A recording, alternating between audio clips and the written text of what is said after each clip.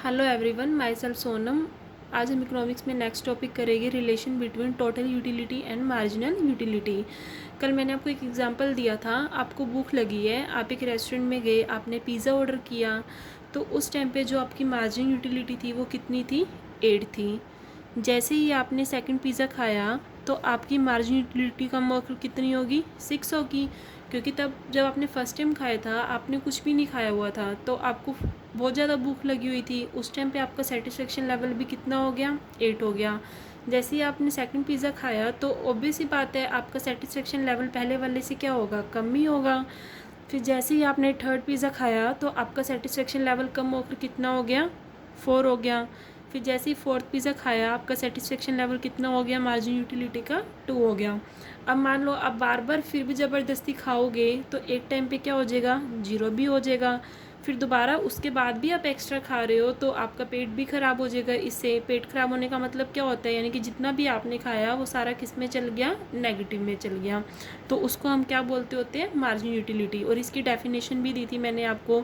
जितनी भी हम 1 यूनिट एक्स्ट्रा यूज़ कर रहे हैं उससे जो यूटिलिटी मिल रही है, जैसे 14 में से 8 गए यानी कि 6, जो 6 थी वो हमारी क्या थी? Marginal utility.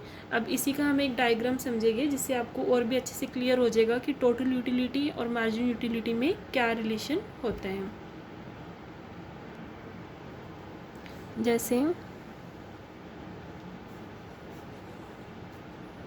ये एक्स एक्सिस, ये वाई, यहाँ पे हम क्वांटिटी लेंगे और यहाँ पे टोटल यूटिलिटी। 0 से स्टार्ट है, पहले 0, फिर 8 इंक्रीज जैसे से होती गई 14। एक टाइम पे जो इसका लेवल था वो क्या हो गया? मैक्सिमम लेवल पे 20, और बाद में कम होकर कितनी होगी? 18। यानी कि जो ये वाला पॉइंट है इसमें हम क्या है? मैक्सिमम लेवल पे, यानी कि जो हमारी सेटिस्फेक्शन है वो क्या है? मैक्सिमम।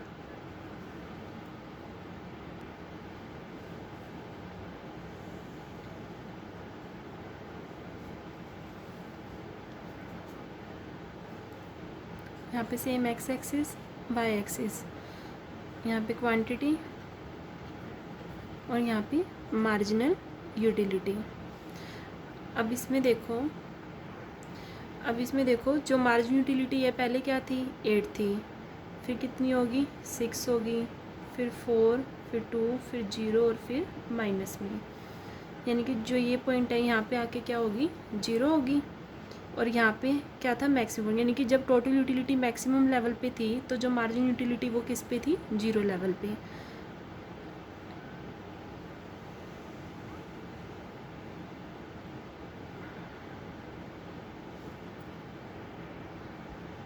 अब देखो इन दोनों में क्या रिलेशनशिप है। जब टोटल यूटिलिटी इंक्रीज़ हो रही है, ये क्या हो रही है? टोटल यूटिलिटी इंक्रीज़ हो रही है, तो मार्जिन यूटिलिटी भी क्या है? पॉजिटिव। जो 0 से ऊपर है यानी कि ये क्या रिस्पॉन्स दे रहा है? Positive response.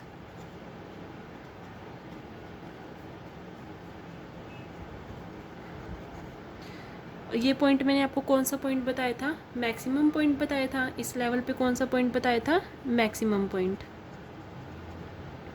जब टोटल यूटिलिटी मैक्सिमम पॉइंट पे है तो मार्जिन यूटिलिटी किस पे है? 0 पे।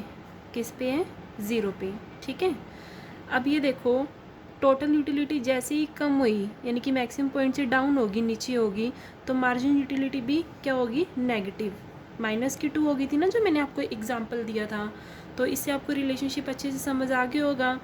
एक एग्जांपल मैंने आपको क्या दिया? जैसे जैसे टोटल यूटिलिटी इंक्रीज़ हो रही है मार्जिन यूटिलिटी भी क्या है हमारी? पॉजिटिव। जैसे ही टोटल यूटिलिटी मैक्सिमम पॉइंट पे आई तो मार्जिन यूटिलिटी कितनी होगी? 0। जैसे ही टोटल यूटिलिटी कम हुई यानी कि डिक्रीज़ होगी, यानी कि नीचे डाउन जा रही है, वैसे ही मार्जिन यूटिलिटी भी कितनी होगी? कम होके -2।